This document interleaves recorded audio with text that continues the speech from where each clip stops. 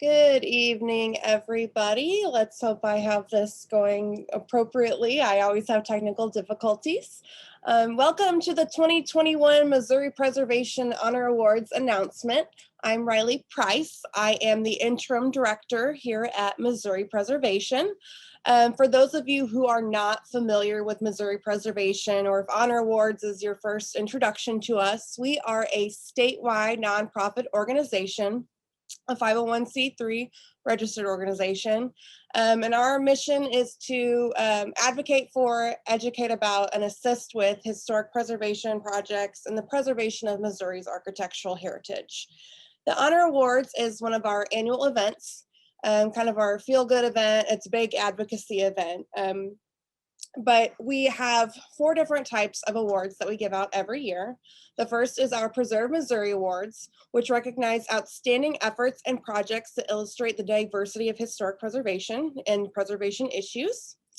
The next is the McReynolds Award. We have 3 of those this year. Named in honor of Missouri Preservation founding member Elizabeth McReynolds Rozier. And that award recognizes individuals or groups that have demonstrated an ongoing commitment to preservation through a long-term preservation project or significant achievements in the field. Make sure we're all good to go here. Yes, we are still good to go. The next award is the Osmond Overby Award, named for another founding member of Missouri Preservation, Dr. Osmond Overby. And this recognizes published works that contribute to the documentation and interpretation of Missouri's architectural history. Initially, it was meant to be books, but now we're branching out. A few years ago, we had digitization of National Register nomination records, those sorts of things. So that award category is branching out, and you'll see soon who got the award this year. Lastly is our Elizabeth and George Rozier Award, which recognizes an individual who has made significant achievements in the field. It's our Lifetime Achievement Award, our #1 award. Normally, we would invite all of you to join us in Jefferson City at the Capitol to celebrate with a ceremony and a luncheon, but due to COVID, we did decide to hold off one more year just to play it safe. And while we missed getting together, I really genuinely enjoyed getting to see all of the projects in person and getting to know everyone that is involved with all these projects, hearing the personal stories and the connections that everyone has to these places, the drive that everyone had behind each of the projects, and the struggles that they had and their ultimate successes. And all of these things really embody the spirit of the Honor Awards, and is why the Honor Awards is such a great advocacy program for historic preservation. And also this evening, I would like to thank the sponsors who made this award ceremony possible and made my travel across the state to visit everybody possible. Our sponsors: Farnsworth Group, Tegethoff Development, Marks Nelson CPAs and Business Advisors, Trivers, Green Street St. Louis, Neal Group Construction, Stark Wilson Duncan Architects, and Worcester Investments. I hope tonight's awards inspire you to get more involved in historic preservation and speak out for historic preservation and to save the places that matter in your community. I encourage you to join Missouri Preservation if you're not already a member. Our members are our lifeblood. They keep us afloat and they allow us to do what we do.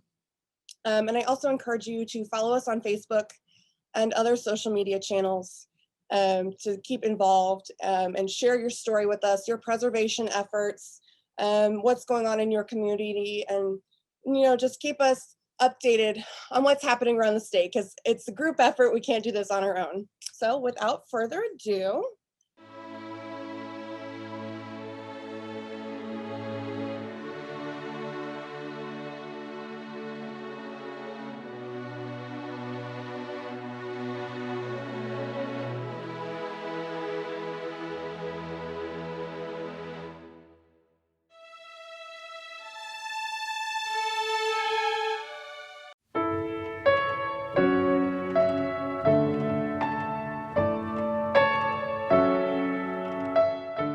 in 2016, MFH Properties LLC embarked on a rehabilitation project using state and federal historic tax credits to convert the former Kansas City Club building into the Hotel Kansas City under the Hyatt banner. Constructed between 1918 and 1922 as a clubhouse for the Kansas City Club, an exclusive organization for the city's business and civic leaders, the building originally contained exceptionally appointed common spaces for dining, entertaining, and recreation, as well as multiple floors of private sleeping rooms. Previous renovations converted the upper half of the building into market-rate apartments, rehabilitated most of the dining entertainment spaces on the lower floors, and converted the top floor apartments into a rooftop event space. Bringing the public into a private building was a big inspiration of ours. It's such a beautiful building that nobody really got to see outside of a select few. So opening this space up to the public was the inspiration for this project.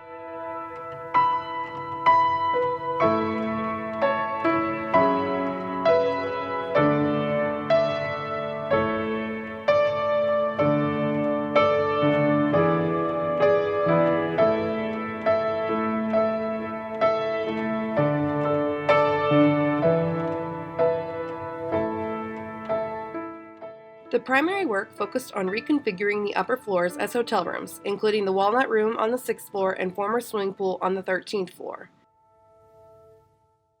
In these two spaces, the dominant historic finishes, wood paneling and ornate ceramic tile respectively, were retained and incorporated into the design of the hotel rooms.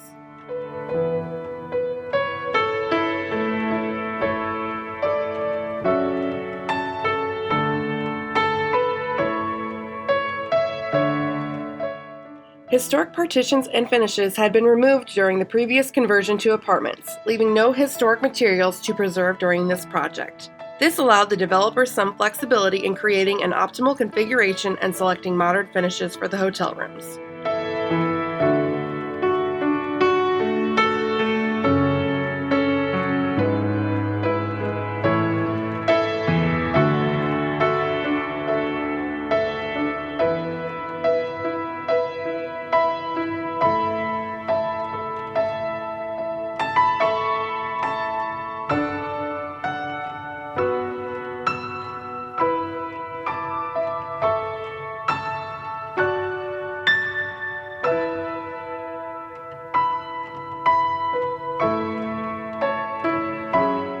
MFH Properties LLC's stunning transformation preserved most of the signature spaces within the building while implementing a new compatible use that now contributes to the vibrant redevelopment of the area.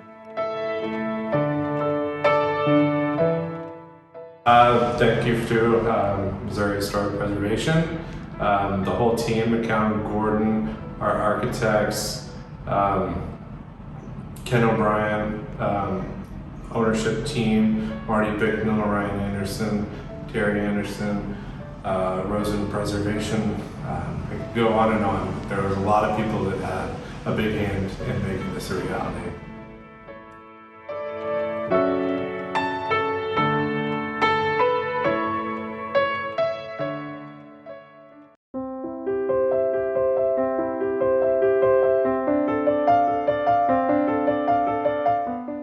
At the time that the Neosho Commercial Historic District was listed on the National Register of Historic Places, the circa 1895 McGinty Building was noted as non-contributing due to the metal sheathing that had been installed on the building in the 1970s. In 2008, that sheathing was removed and the building's status was changed to contributing. In 2014, I moved my office across the street from this building, so looked out at it every day in its state of disrepair from my office window, and finally decided one day that I would pursue or at least explore the idea of doing a restoration, and spoke to some other folks who had done some similar projects, Rudy Farber, Jeff Neal, and then things just kind of went from there and worked out well, and it became something that I thought was feasible, and so we just kept moving forward and finally finished it up here about 6 months ago.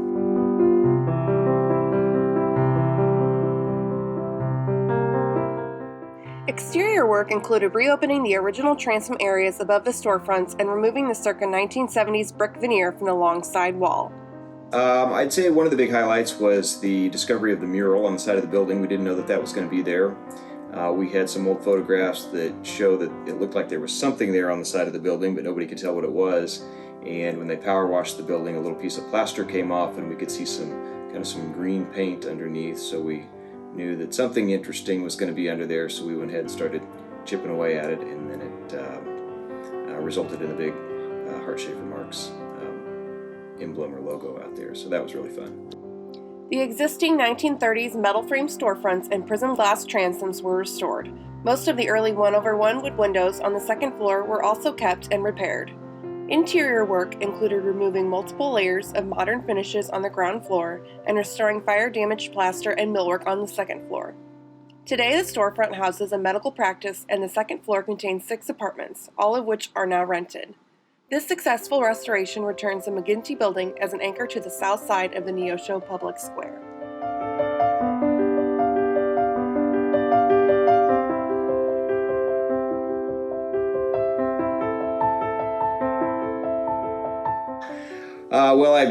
Rudy Farber gave me some guidance initially. He and Terry Neff had initially kind of started this downtown restoration of some other buildings, and then Jeff Neal with Neal Construction really guided me along the way with helping me see the end of everything, and helped me understand the different historic tax credits, tax abatement, things like that were absolutely vital in being able to make this project feasible.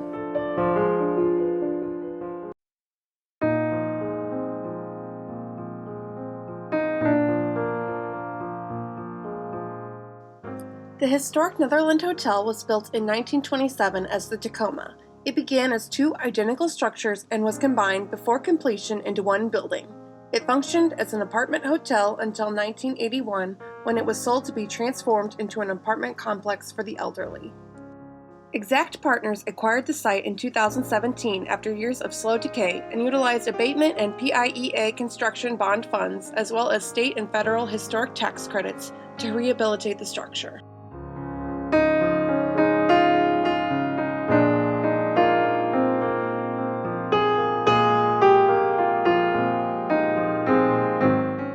Work began on the exterior first to ensure remaining facade elements were stabilized, as some of the ornamental terracotta was falling to the sidewalk below.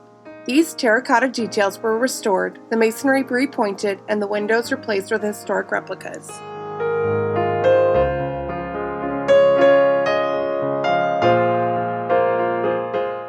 The interior was reconfigured back to the historic corridor layouts. Crown molding in the corridors, elevator lobbies, stairwells, and ground floor were replicated, along with cast iron stair tower railings, balusters, and newel posts.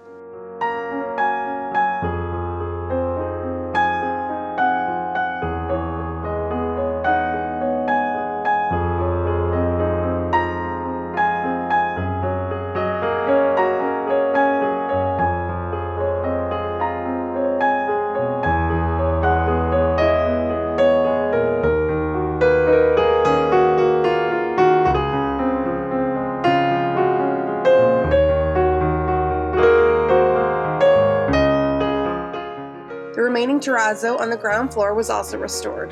This successful renovation is leading the way in revitalization efforts in Midtown Kansas City ahead of the much anticipated expansion of the streetcar on Main Street.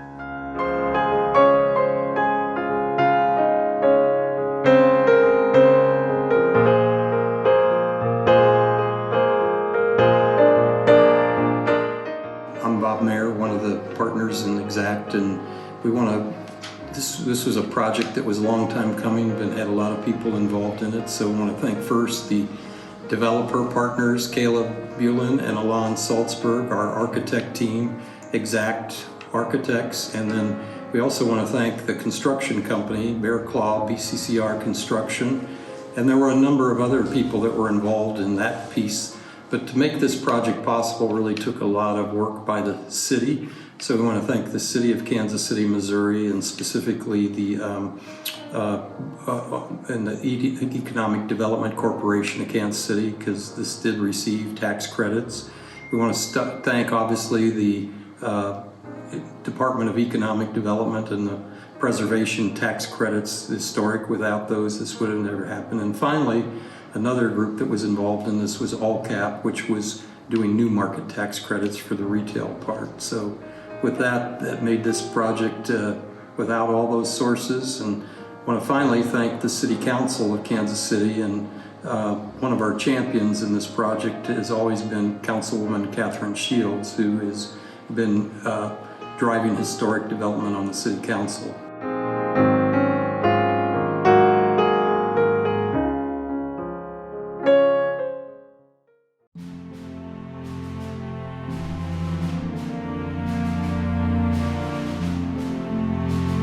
Built in the 1930s by Civilian Conservation Corps African American Company No. 1743, Thunderbird Lodge originally served as a dining hall. Today, it serves as a welcoming center and store for visitors to Washington State Park. The original CCC camp was christened Camp Thunderbird after Native American petroglyphs nearby, and the Thunderbird symbol was incorporated into aspects of the lodge's construction, including the building's stone chimney and handmade iron door locking mechanisms. Damage from the 2017 flood set restoration in motion. Multiple renovation projects over the years left the building with a hodgepodge of styles and functions and paid little attention to historic details. 3 of the 4 sets of original double doors were fully restored, the wood stripped and refinished, and new glazing installed. Original door hardware, specifically crafted for the lodge featuring the Thunderbird motif, was cleaned and refurbished. All 4 of the door handle sets featuring a woman and man interlocking arms had significant damage and were missing parts. Utilizing the original set of drawings, these handles were duplicated with iron materials.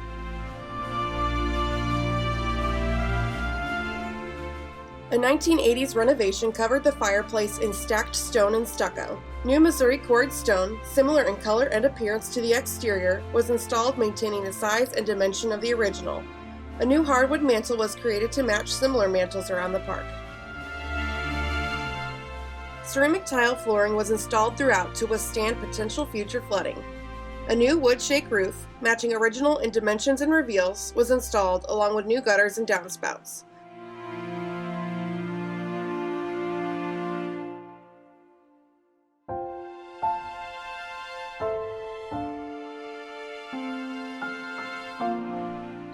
Stonework was cleaned and mortar joints were repointed, and special attention was given to cleaning the hand-carved Thunderbird motif at the entrance.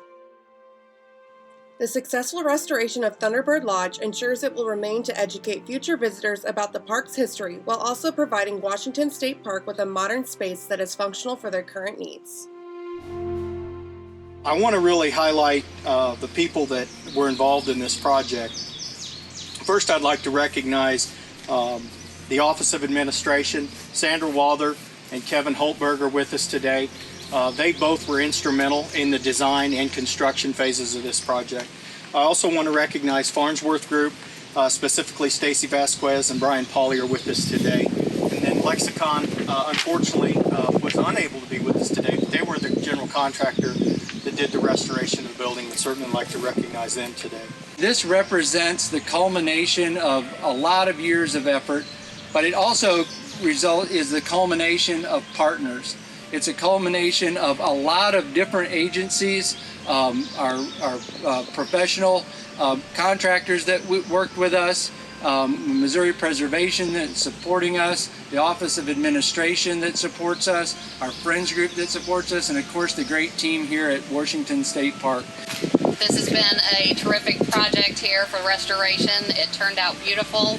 I want to thank all of the staff involved with all of the agencies, Office of Administration, DNR, construction crews, the crews here from the construction company, and the Friends Group. Everyone involved in this project has been instrumental to getting us where we are.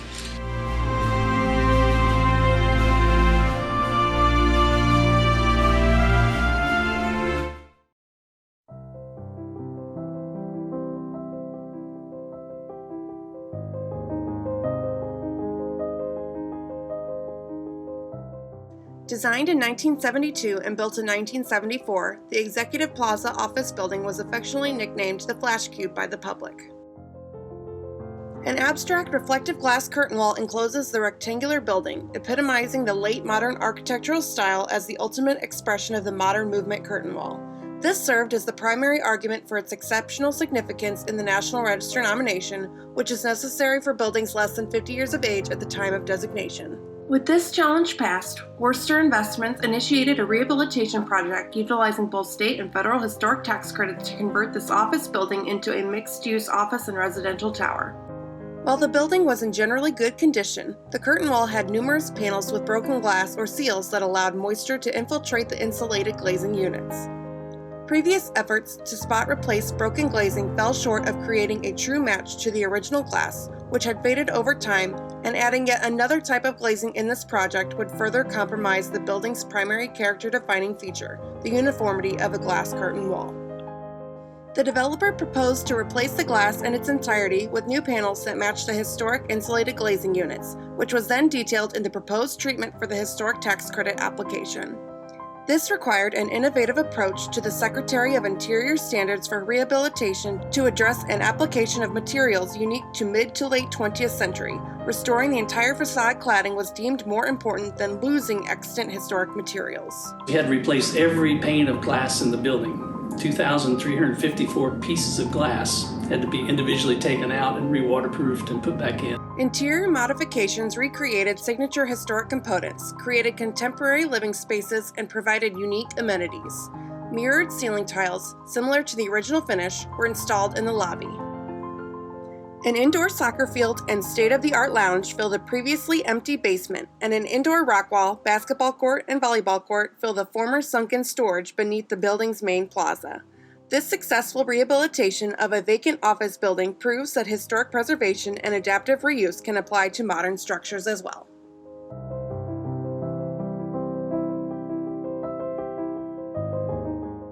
We chose this building. It was just a historic spot that's been neglected for many, many years. Iconic area, and we wanted to bring this part of the downtown back. And thanks to Rosen and Associates, we were able to get the historic tax credits on it, and it's become a beautiful part of this downtown. We'd like to thank the Missouri Department of Economic Development for the use of historic tax credits on this project, and it helped make this possible. It wouldn't be built today if it wasn't for that. I'd like to thank Clockwork Architecture.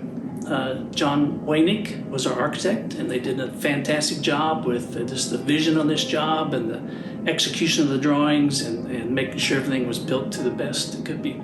I'd also like to thank MW Builders, who was our general contractor, and they had a great team of guys on this project and really built a quality project. It wasn't an easy project. There's lots of hidden things that we had to address as we went through this thing, but they did a great job all the way through.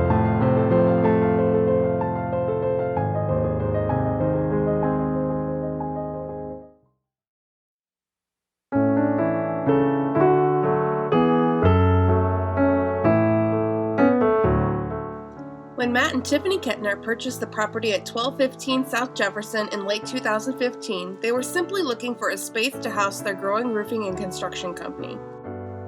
Intrigued by the remaining artifacts from the old chemical laboratory in the building, the Kettners uncovered the important contributions made by the previous owner, pioneering African-American chemist Dr. Lincoln I. Duguid. Their explorations included contacting the Vashon Museum and Dr. Duguid's sons.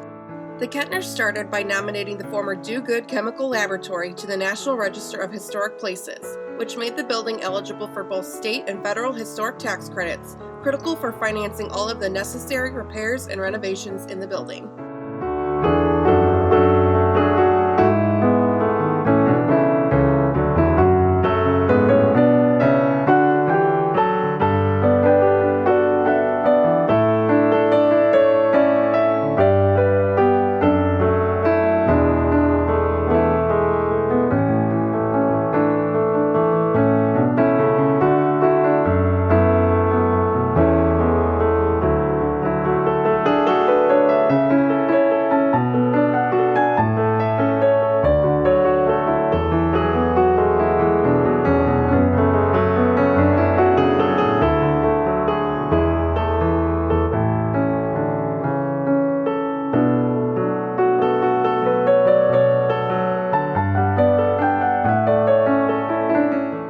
Kettner took special pains to ensure features of the building from Duguid's tenure, as well as the building's original use as a veterinary infirmary, were retained and restored.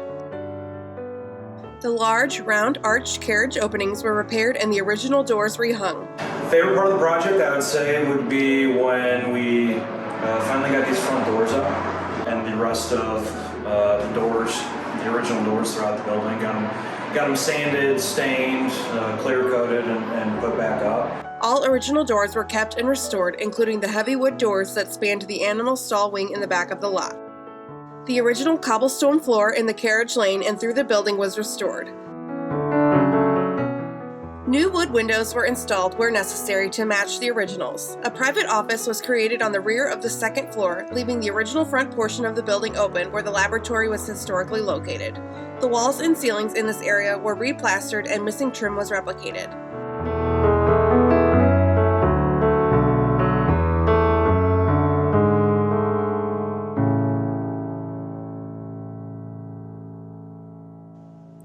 A kitchenette and some cubicles were installed in what had originally been animal stalls and what Dr. Duguid had used as assembling and packaging space.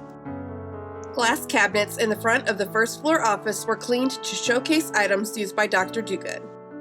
The Kettners' efforts to restore this historic building has not only contributed to the redevelopment in the local community, but has also preserved and highlighted the important history and contributions of Dr. Duguid.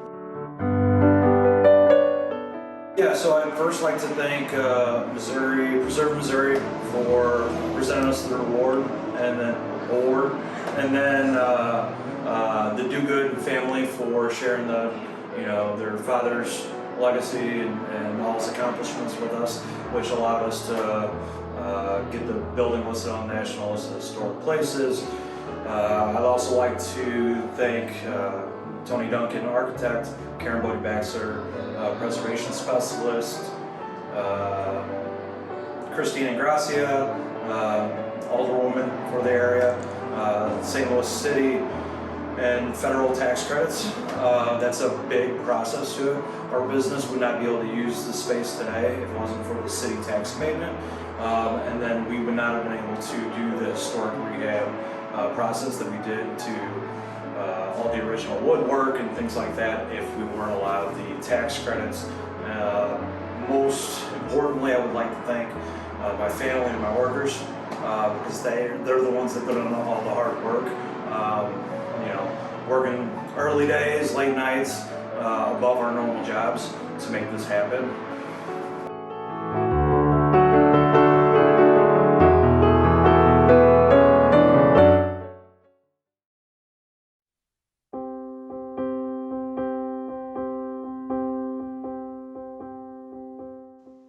Before occupation by American Electric in the 1950s, the 7-story building at the corner of North 3rd Street and Jewel Street in downtown St. Joseph was built to house the John D. Richardson Dry Goods Company. Built in 2 phases, 1892 and 1917, the building was occupied until 2010. In 2017, Sky Real Estate and Sunflower Development Group teamed up to rehabilitate the vacant structure into loft-style residential units.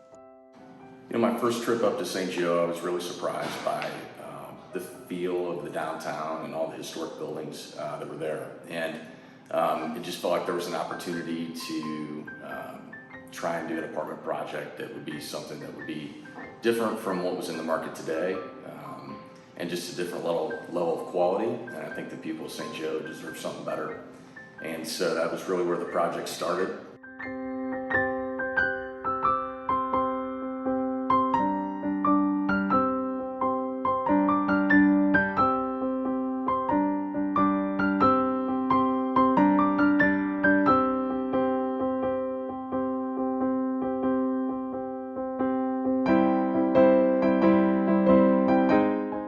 Using state and federal historic tax credits, the project retained many of the character-defining features and historic materials. Decorative features, such as the distinctive arched wood windows on the primary elevations, were retained and restored, as well as elaborate carved sandstone and brickwork ornaments on the otherwise simple facade. The building's grand formal entrance at the southeast corner, with large wood-paneled doors and wood storefronts, was retained and restored.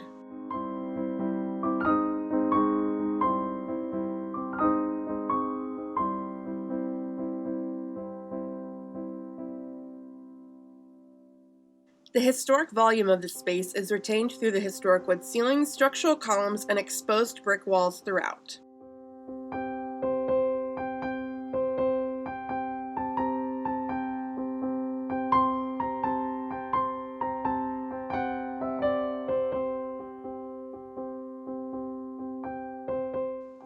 1 and 2 bedroom units line the perimeter of the building on all 7 floors, while the central core contains the circulation systems, as it did historically.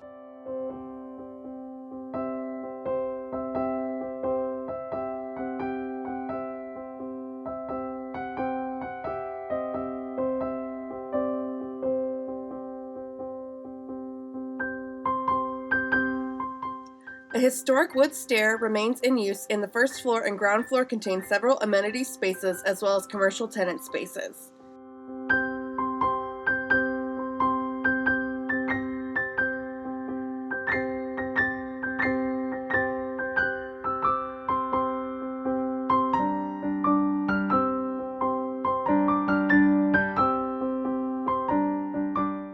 Sky Real Estate and Sunflower Development Group's successful rehabilitation of this sizable warehouse building has brought much-needed residential units to downtown St. Joseph, one of the first steps in creating a vibrant urban community.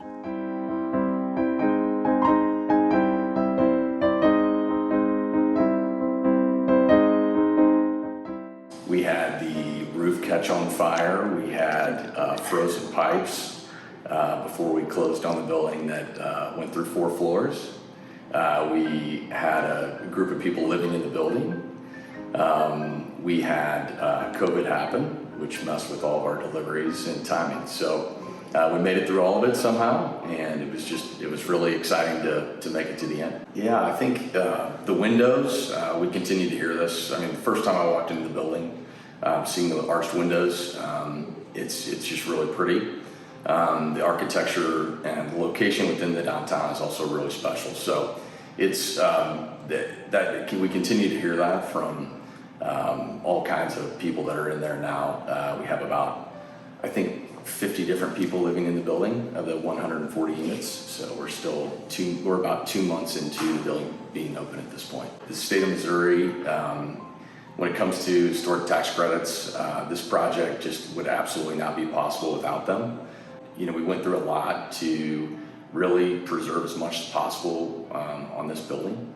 The city of St. Joseph was amazing through this entire process. From the first moment of meeting with the city, we just continued to get great feedback and help throughout the entire design and construction process. Chamber of Commerce was amazing there, and the entire development team with Rosen, Sunflower, Sky, Rao, Langford Fenler, Leno Kane, SWD Architects, Snyder Civil Engineering, and we also had a lot of support from the surrounding people like Hilliard and other companies, the Bradley family. We just had a lot of support throughout the city of St. Joseph, and it was really exciting.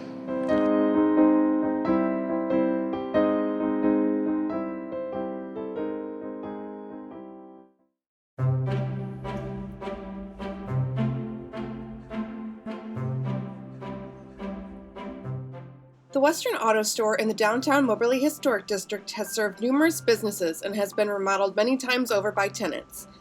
By late 2017, the building was vacant, and much of its historic character was concealed under layers of modern materials.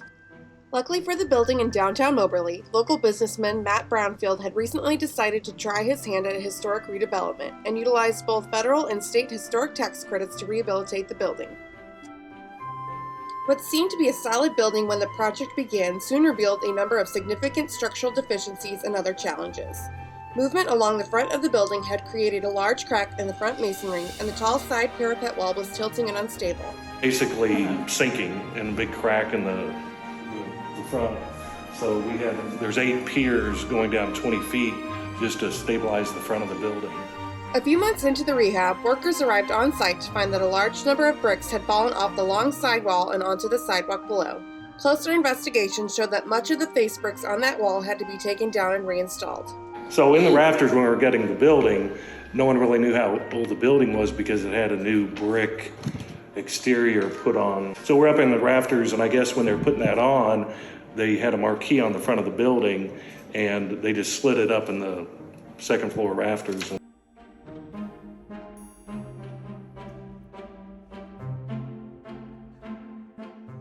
Removal of non-historic storefront infill revealed rusted iron support posts that had to be repaired or replaced altogether. Ground floor commercial spaces retained pressed metal ceilings above the drop ceiling panels, and one of the 2 retail spaces had an elaborate tile mosaic floor that was covered with ugly modern carpeting. The tall window openings that had been covered with plywood were found to contain intact wood windows. Today, the finished building features 3 commercial spaces on the ground floor and spacious apartments on the second floor.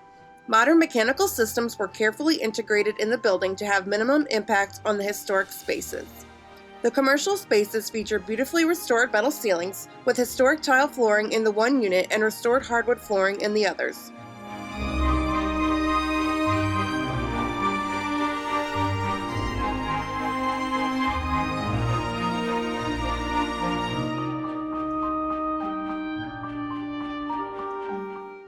Apartments feature tall windows, wood floors, and salvaged wood and glass doors. All spaces are rented, and the building once again contributes to the economic vitality of downtown Moberly.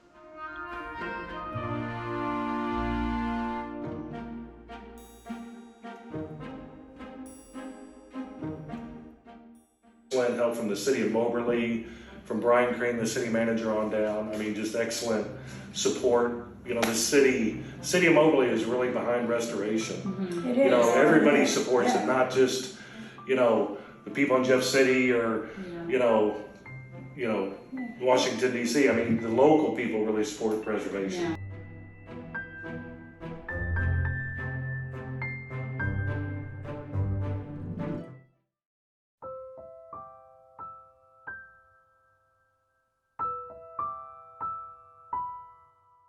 The W.A. Pickering Mansion was a significant piece of Kansas City history that was at risk of being lost when Eric and Jane Piper purchased it in 2011. The 1910 7,500 square foot mansion and carriage house had been converted to as many as 16 apartments in the late 1950s. A subsequent owner removed non-historic additions, gutted the interior, and reframed the walls in the original locations, salvaged wood trim, light fixtures, and hardware before stopping work. For 10 years, the house stood vacant and exposed to the elements. When the Pipers purchased the house with the intent to restore it, as much as 80% of the original fabric had been removed. Had just enough to figure out what all the trim was. Remaining materials were integrated seamlessly with the new. Original doors, windows, and hardware were restored throughout, supplemented with salvaged and custom pieces built to match. Exterior renovations required scaffolding twice. First, for the restoration of all the wood windows, eaves, brackets, and trim, which were stripped down to bare wood, patched, and repaired or replaced as needed. And second, for the restoration of the masonry, which included patching and replacement with salvaged brick, stripping tar and paint, cleaning, custom fabricating missing stone window and door surrounds, balusters, and repointing with custom mixed mortar. Missing details were replaced utilizing historic photos as guides. A new geothermal heating and cooling system was installed with various other energy-saving devices. All old-growth lumber was salvaged and repurposed as needed. No dumpster was ever allowed on site, with almost all of the construction waste being recycled instead.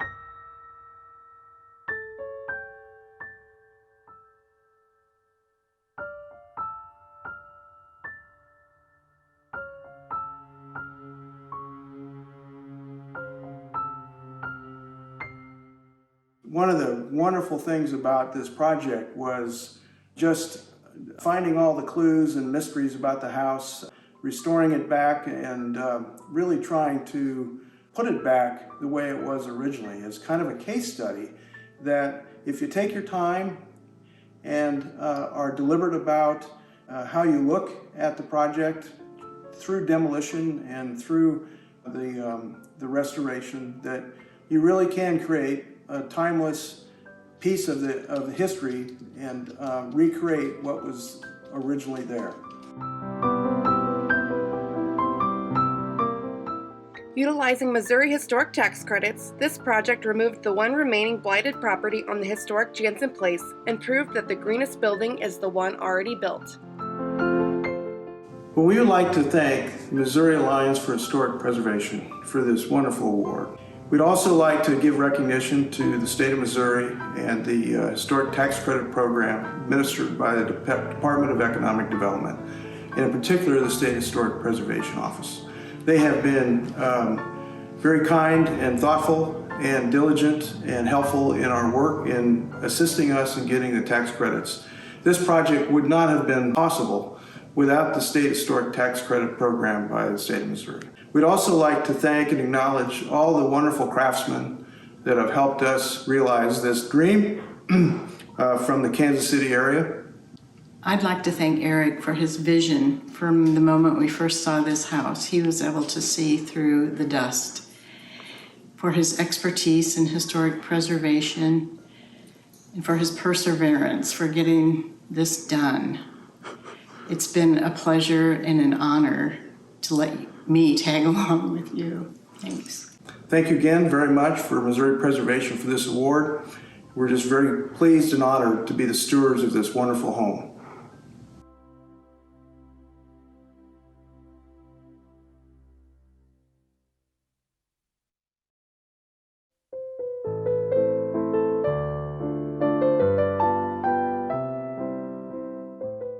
The Georgian site was originally home to the St. Louis City Hospital, started in 1845. While the primary hospital building was converted into condos in the early 2000s, additional auxiliary buildings were left in disrepair. The Commissioner Building was used as offices for hospital administrators. Its remaining historic entry and decorative elements were restored, and the apartment layout integrated into the original office layout and massing.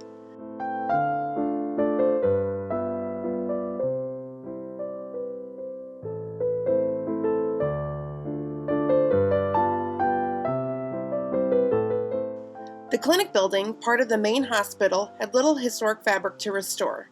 The garage building, previously used as a shop for hospital ambulances, retained its open industrial layout and features a large monitor above. The entire original wood roof decking needed to be rebuilt upon the existing steel trusses, which allow for such a wide open space.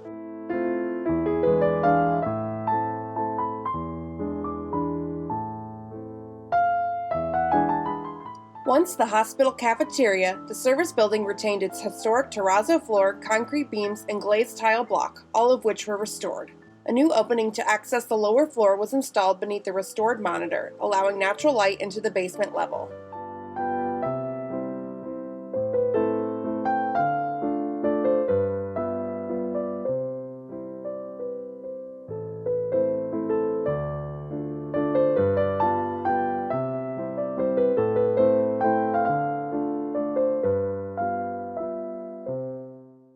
There's 4 buildings that now make up 74 units, so we have 58 different floor plans out of 74 units. So we had to do a lot of decisions on the fly as it related to floor plans and things like that. And working with the state of Missouri through the historic tax credit process was really important to figure out what we could and couldn't do and still get a project that was going to be financially feasible and maintain the historic integrity of the building at the same time.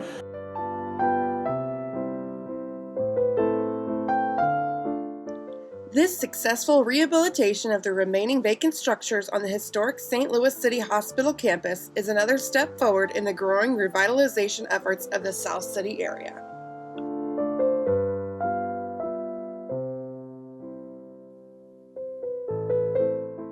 At Tegetthoff Development, we set out on a mission in 2015 to develop irreplaceable buildings in irreplaceable locations. We were fortunate that, about 15 years prior to us buying this building, there were some real trailblazers in this neighborhood that started putting other civic assets here, including things like a grocery store and other investments in parks and things like that that really helped make a community. Without those things, we wouldn't have been able to have successful lease up and a programming for this building. So many of the units still have some of the original terrazzo floors in there, obviously exposed bricks, and then just the giant windows. We have nearly floor to ceiling windows. The only reason they're not floor to ceiling is because we have the benefit of 14 and 16 foot ceilings throughout the entire building that, are just incredible features for urban apartments. Oh, certainly. So Chris Goodson to start. Chris is who we bought the building from, and Chris has really been a pioneer in the Lafayette Square neighborhood. He also owns the Fields Food grocery store and started a lot of the redevelopment in the neighborhood going back more than 15 years ago when nobody wanted to be down here. So it started with Chris, and Chris gave us a up close and personal tour of the building before we bought it, and he had owned it for a while and knew kind of all the ins and outs, and that really helped us. Secondly, the folks at Trivers, who is our architect, Joel Fuse, starting with Joel, who's one of the principals.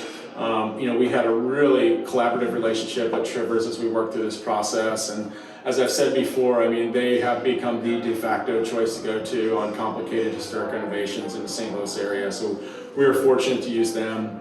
As well, the team from Great Southern Bank, starting with Brian Davies, who had an intimate knowledge of the building. He had been involved in some of the other initial redevelopments in Lafayette Square and related to this building, and they really believed in our vision from the beginning, and it took somebody looking at this as a partner and not as a lender to really see what this could become, and so we were really fortunate with that, and then just my whole team at Take It Off Development. We've become experts at redeveloping complicated historic buildings, and sometimes we joke, we're like, we wouldn't have chose that path, but other times it's like, what a great path we chose.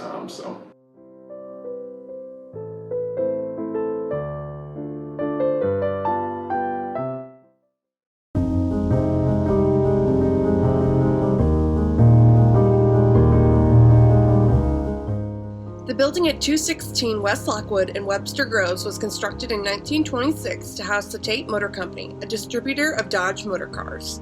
While it had many owners throughout its history, the building retained an automotive garage use until it was vacated in 2019, and the current owners purchased it with the creative vision to expand their award-winning Olive and Oak restaurant. We had our eyes on this building for a number of years, knowing that it was going to be something that was potentially going to become available. Utilizing state and federal historic tax credits, the owners addressed several challenging projects, including window restoration and seismic reinforcement. We ended up having to replace about 60% of the roof deck, which we weren't expecting when we got into the project. We had to remove almost the entire concrete floor slab because of some of the historic issues with it just having settling and really extensive cracking.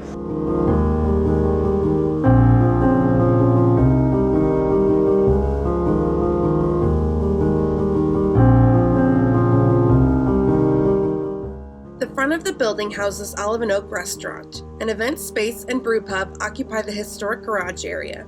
A new mezzanine level provides a dramatic view across the event space, featuring the restored monitor and exposed roof trusses. The rehabilitation emphasized preservation of the character-defining features that are unique to historic automotive buildings. We always knew we wanted to kind of let the building itself shine from a design perspective. The historic showrooms at the front of the building were converted to new dining rooms that take advantage of the large display windows that were restored, as well as the decorative terrazzo tile floor. A historic internal drive that led from the street to the garage behind the showrooms became a separate dining room with tall ceilings. The bones of the building gave us a lot of flexibility in the way that it was constructed, so we were able to have some flexibility in where we ended up.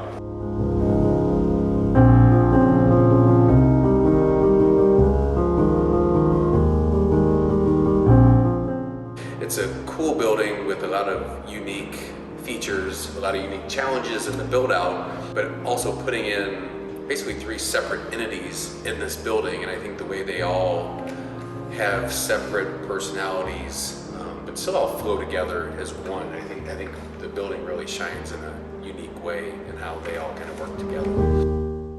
This rehabilitation has successfully returned a unique historic resource to use in the heart of downtown Webster Groves.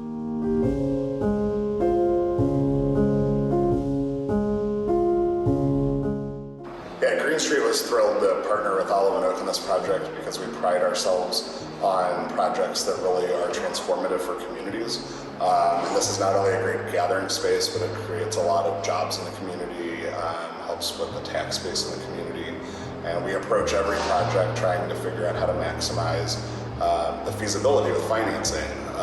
And for this particular project, we had challenges with older buildings, and the state and federal credits gave us the resources to be able to save all of the features that were so important to these guys. Obviously, Green Street, it was, Greg and I, along with some other friends in the community, purchased this building, knowing we had big plans for it. What exactly those plans were, we weren't quite sure at that time, but we knew that we wanted the building and knew it could be something very unique and special. We had opened 2 small restaurants down the street in a building we did not own, so this was a big step for us. We aren't developers. We weren't familiar with that process. We certainly weren't familiar with, tax credits, etc. So us partnering with Green Street on this, totally changed the game as far as our ability to pull off what's in here. Yeah, we can design, build, develop cool buildings all day long, but without having great tenants like Olive and Oak, they're just pretty buildings. So for us, they're the lifeblood of everything we do, and really energize communities. So without operators like these guys, it's would be pointless for us. So it's been a great partnership so far.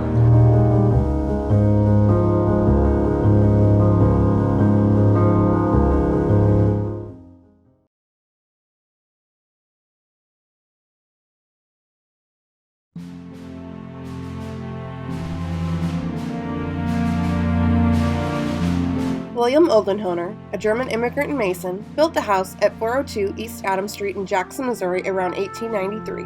He utilized the German vernacular style in its construction, including symmetrical facade, stone foundation, arched lintels over doors and windows, and corbelled cornices of brick.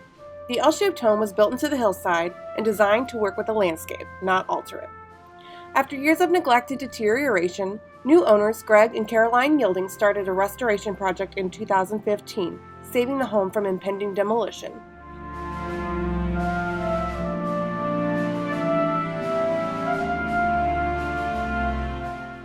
Most of the home had to be cleared down to the brick walls, and repairs started from the bottom up, fixing water issues in the basement and pouring a new concrete floor. A poorly constructed rear addition was removed and rebuilt to better integrate with the original home, including utilizing historic doors and fixtures found in the area.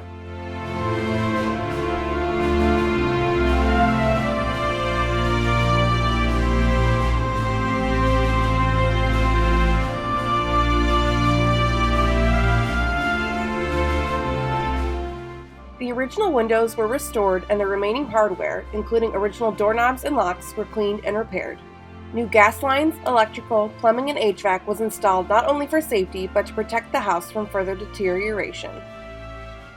I continue to do some updating, caretaking, replacing the fence, the wooden fence, to try to do something again more in the period that the house was built in.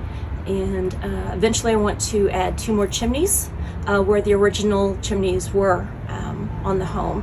So there's all kinds of little things that I have planned for. Another thing that I'm really excited about in the backyard is landscaping. And my friends in Germany, my German family, they're helping me. They have her mom and dad and their grandparents are helping me select flowers and plants and things that would probably be grown in a German home around that time period. So it's kind of gone international now.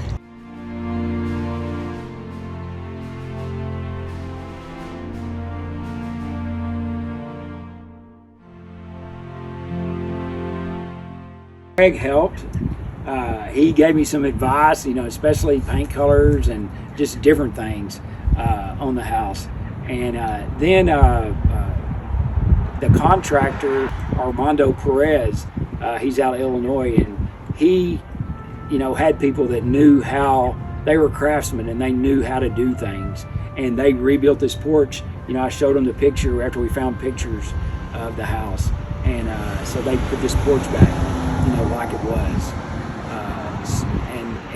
And other stuff that they did inside. And doing the kitchen and putting the cabinets in and just a lot of different things. So Perez Construction also. I purchased the home. I loved the construction of it. I loved the style. I've always wanted to own an older home, and this came on the market. I was tired of renting, and it was the perfect size for me and for the dog. So it had the colors, it had the lovely doors, the windows, and you could tell that everything was really as original as could possibly be. And then when I went inside and saw the high ceilings, I just kind of felt, I'm gonna buy this house, I'm gonna move in here.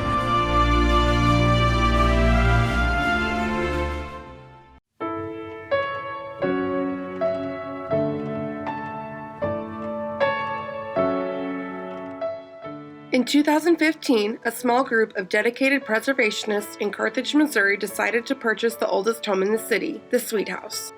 The buyers donated the property to Carthage Historic Preservation and challenged the organization to put into action their mission of demonstrating period-appropriate historic preservation techniques and to educate the community about the economic, ecological, and cultural benefits of historic preservation. Board member Judy Goff led the charge in turning the Sweet House into a preservation laboratory. And they said, save it, restore it, and let's put it back in the hands of someone who wants to preserve it.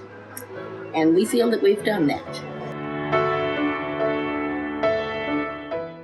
The house was rewired and new plumbing and HVAC was installed.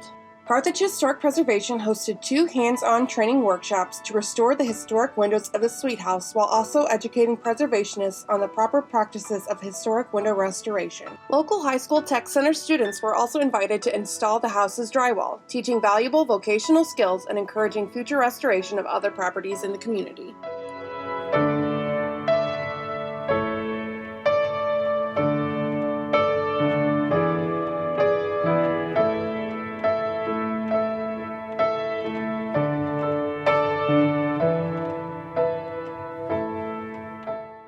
We found the original stone worn first step going to the outhouse. And we put glass over it, tempered glass, so that people can see that history there. The final touches were added to the project in March 2021, and the home was sold to a young preservationist a week after the project's completion. Missouri Preservation applauds Carthage Historic Preservation not only for saving and restoring this historic resource, but for educating the community and passing on an appreciation of historic preservation to the next generation. Carthage Historic Preservation would like to thank the Missouri Alliance for Historic Preservation for this wonderful recognition and award. Saving and rehabilitating what we believe to be the oldest home in Carthage was truly a labor of love. We'd like to thank the initial donors who provided financial assistance to help us purchase the home. Mary and Steve Bondick, Sally and Dan Armstrong, Karen and Don Herzog, Carolyn and Pat Phelps, Judy and Pat Goff, and Judy and Leroy Hill. We'd also like to thank the foundations who provided grants along the way: the Helen S. Boylan Foundation, the Carthage Community Foundation, the Ruth I. Colvin Charitable Foundation, and the Kent D. and Mary L. Steadley Memorial Trust. Part of our mission is to demonstrate period-appropriate historic preservation techniques, and we were especially proud that the Sweet House offered an opportunity to host 2 window restoration workshops with renowned preservationist Bob Yap. These 2 workshops provided training to 26 participants who were interested in learning historic preservation techniques, and their efforts resulted in windows that will last another 153 years. The Sweet House also offered hands-on learning opportunities for the Carthage High School Tech Center students. These students installed all the new drywall and learned firsthand how hard it is to screw drywall into 153-year-old oak studs. We would especially like to recognize our board member, Judy Goff. Judy brought this project to our attention and passionately convinced us that we needed to save the home from potential destruction. Not only was Judy the project manager who made all the decisions and coordinated all the work, but she also led fundraisers, purchased all the supplies, was the interior designer.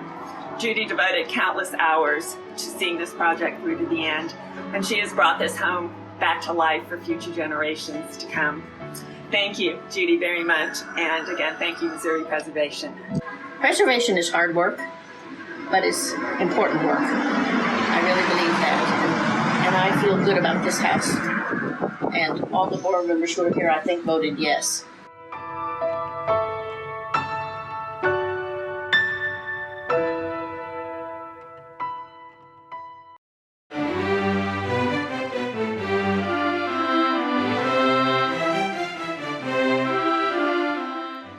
1910 Belle Arts mansion of lumber baron R.A. Long, known as Corinthian Hall, became associated with the Kansas City Museum name in 1939. While many of the historic fixtures and furnishings were removed by Long's children, that did not stop the museum from undertaking a momentous restoration of the remaining historic materials. Construction on the project began in 2017. All of the original wood floors on the first floor were restored, with repairs made using what materials remained on the upper floors. The project included repairing the historic plaster and casting new ornamental pieces to replace those that were missing, using the originals that did remain. The Longs originally hired Baumgartner Company out of New York. Their specialty was creating period-style rooms for these big mansions back east. And they wanted that as well. So each of the rooms, even in the bedrooms, had a particular time period and style. Gold leaf was repaired and reapplied to the features in the salon, which retains the most historic fabric. Paint in rooms retaining historic fabric was tested to determine original colors. They were then painted to match. Existing chandeliers and wall sconces were cleaned, refurbished, and rewired to meet current standards, then reinstalled around the house. That we have original pieces, it's mainly because the daughters or grandchildren have given them back. We were also in Lula's will, Lula Long Combs, and anything that she had taken from Corinthian Hall that we wanted back, we could take. The 70s, mid-70s were a time when we got back the mantelpiece in the library.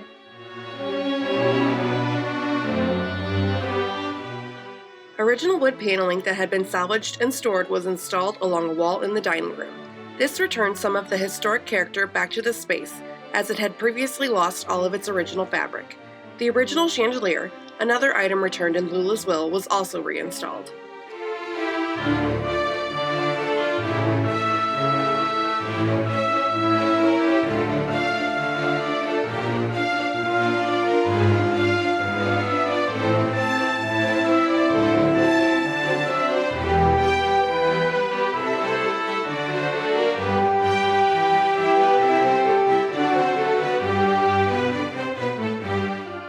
As a museum, certain rooms which didn't retain historic features were retrofitted with perimeter insulation, vapor barriers, and other humidity-controlling measures to protect artifacts.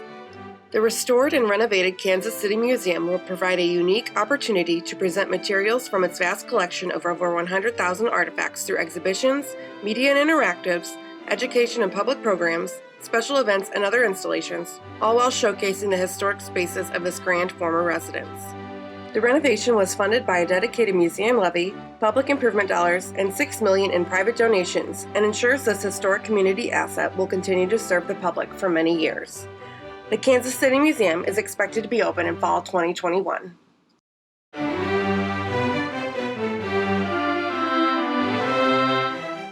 It's beyond what I had hoped for. It's back to what I think the Longs would be proud of. So many thanks to everyone who's worked on the project, from even the smallest little thing we've asked. Everyone's done it so well. We've had so few problems. We've had so few complaints. Everyone's just been really happy to work on the project, and that's been really gratifying. So many, starting with IAAR Architects, all J.E. Dunn, all of our contractors who have just put in this wonderful work to bring the house back to something that we had hoped for, but weren't quite sure whether to think it was reality. They have been one of the greatest clients, but actually this has been a wonderful teamwork. You will assume that with the restoration, especially like this one, that there will be like change orders, or you are fighting. Everybody took so much pride on all of the work that was done. It has been the most wonderful collaboration. I could not have asked for better partners, as you say, between the owners and the contractors and everybody who was part. It could have been a nightmare, but instead it was a wonderful journey. And I'm sure through design and everything, there were some uncomfortable moments making decisions, and you didn't know the step you were taking, but actually it was great. I want to thank the city of Kansas City, Missouri, and the Parks and Recreation Department, who took on this project in 2014, and our entire staff, our neighbors who live around the museum, who have rooted for us for many, many years, the greater Northeast, historic Northeast community, and the greater public that supports the Kansas City Museum on an annual basis. I'm so grateful that we chose to remain open for tours in 2014 and all the way up to construction started in 2017, because it was on those tours that we received so much incredible feedback and ideas for the design elements that we incorporated into the project. So I want to thank everyone who continues to support the Kansas City Museum and has really understood and embraced our mission and vision. I want to start off by thanking our Executive Director, Anna Marie Tutera. She's shown great leadership. She's provided direction throughout this entire process. And what I am most proud about is the team that she has assembled. It's a team that's representative of the Kansas City population. It's representative of this neighborhood, and to have a leader who is committed to that and committed to history and committed to community and getting people together is a huge, huge plus. So to work under her leadership, under her guidance, has been a personal favorite thing for me. And above all else, I also want to thank our colleagues. They've been patient throughout this process. The staff members that were here with us, they've had to work at satellite locations, they've had to work odd hours, but the museum is now coming back. So thanking them for their patience, I think, is appropriate and right. So thank you, Anna Marie, and thank you to all of our partners. Oh, I see this house as my biggest artifact, and I don't choose favorite artifacts. So I really do see this as our biggest artifact to love and cherish, and I tell people I'm in the forever business, so we want to make sure this building is around forever. And so I have loved every bit of it. Sometimes it's been frustrating, and sometimes it's been really fun, and then mostly it's just been gratifying to come in and see what we've talked about for all these years actually come to fruition. And I've just been so pleased and feel so honored to be part of the project.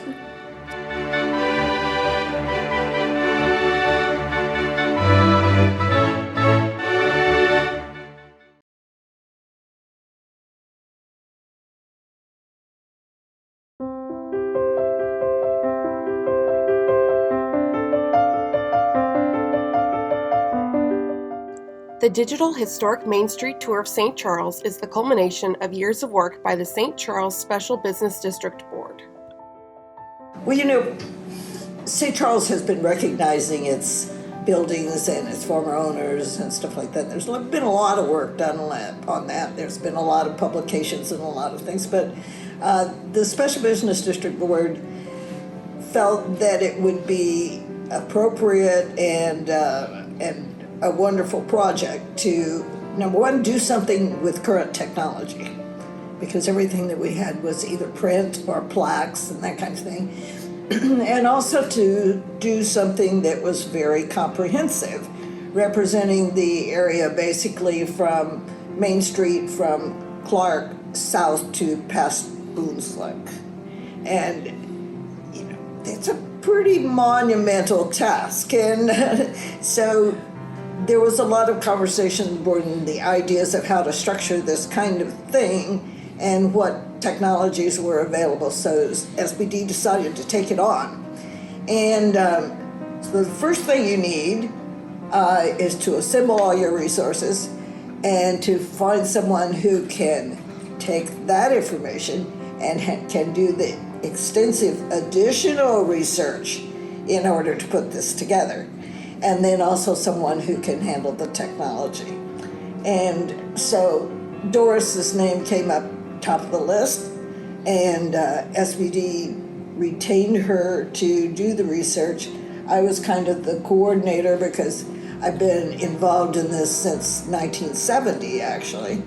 So I was generally familiar with all of the things that we could pull together and say, okay, we got this much, and there's this much more, which in a lot of cases have not been fully researched before. Because there's some earlier publications out there that are pretty much glamorized, and you just can't turn around and put that out as the true history. And the other thing we were doing was to making sure that things were well enough documented that we could actually say, this is the true story about this property. And our last challenge was to find as many photographs as possible to help make this new technology presentation, which is now in the form of an app that you can download from the City of St. Charles and take your own tour, either when you're walking or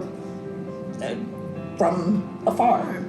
But after writing for all these years, and books are great, I knew that society and everything was changing to where people, not that they don't look at books anymore, not that at all, but that the way people enjoyed learning about history was changing.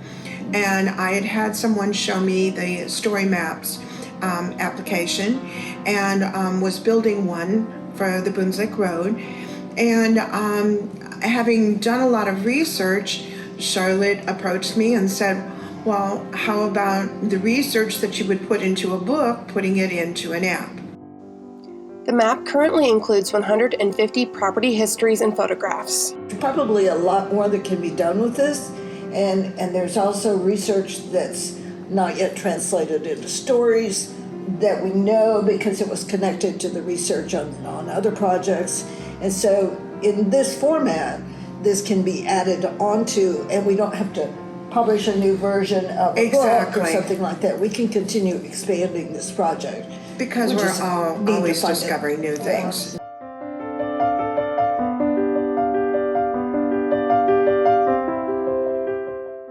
My theory has always been you can't expect people to want to save something if they don't know the story, if they don't know why. If they don't know why it's important, they're not going to come together. And with today's technology and story maps, there's a way to reach a much, much broader audience than there ever would have been in a book. And that's why I feel this has been such a great project, because this has been a way to give the story not to just a book on Main Street and that's read in our community, but this way people all across Missouri, all across the United States, all across the world can know St. Charles history.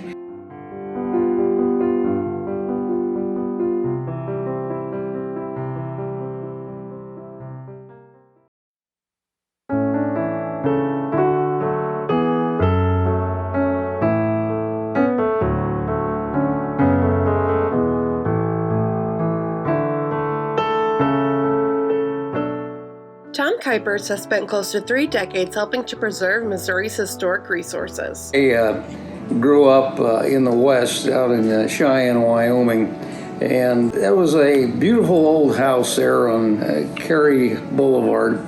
And Cary was the boulevard where all the old ranchers from the old West built their homes in the area around 1890 when cattle was prime, and you had a lot of millionaires in Cheyenne. There was this beautiful home. It was called the Van Tassel Castle, and it was from a cattle rancher by the name of T.M. Van Tassel. And my closest friend in Cheyenne, his father was the leading physician and surgeon in the Wyoming capital. And it was just great to go over to his house in this beautiful Van Tassel Castle, they called it, and play there. And he had a huge garage, which was really the old stable and so forth. And it was a historic place. I went off to the university, came back a couple of years later, and the house was gone, just gone. And what had happened was Dr. Colford sold the house, and we have a new buyer.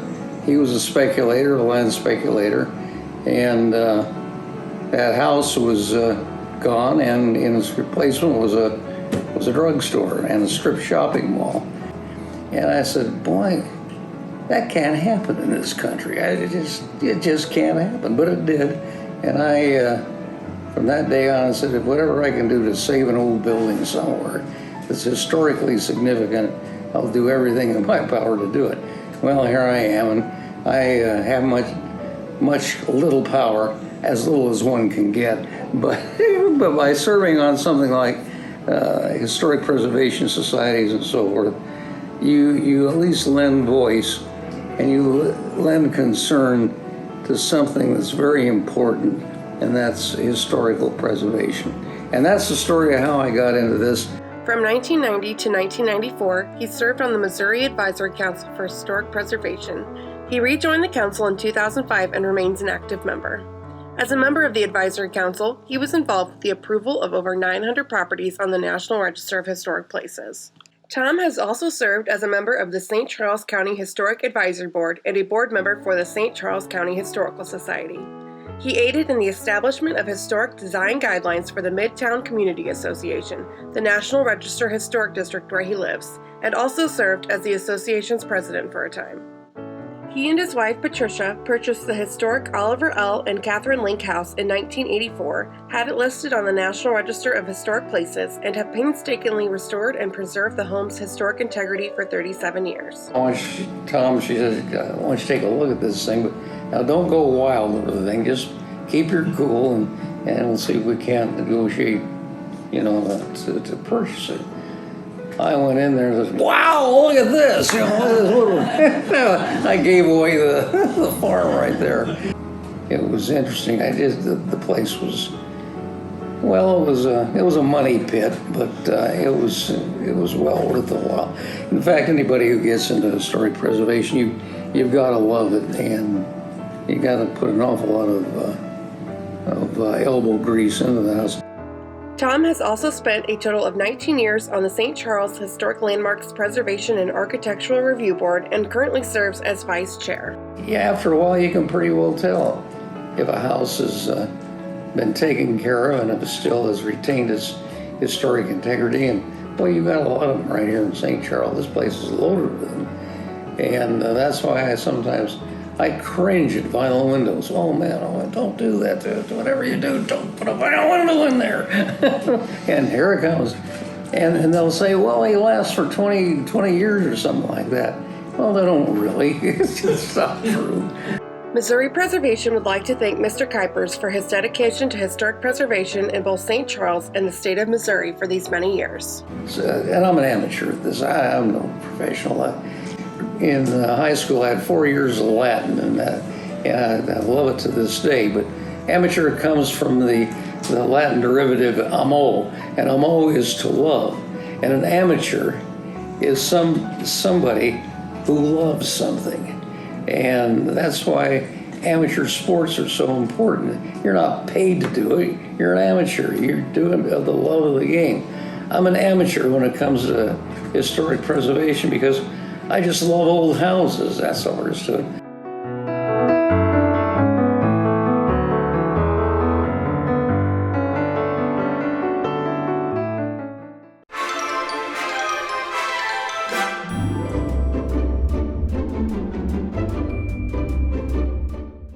On behalf of Missouri Preservation, I would like to thank everyone for joining us tonight for the 2021 Honor Awards. I'd like to congratulate all of our winners and their teams for the excellent preservation work they've done throughout the state. I would also like to thank our sponsors, Farnsworth Group, Tegethoff Development, Marks Nelson CPAs and Business Advisors, Trivers, Stark Wilson Duncan Architects, Green Street St. Louis, Neal Group Construction, and Worcester Investments.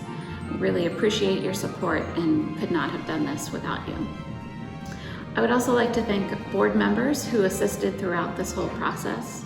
And last but not least, great big thank you to Riley Price, who put this event together from start to finish. If you would like to consider becoming a member, please visit the website for more information. And hopefully we will be able to get together next year in the Capitol for this event.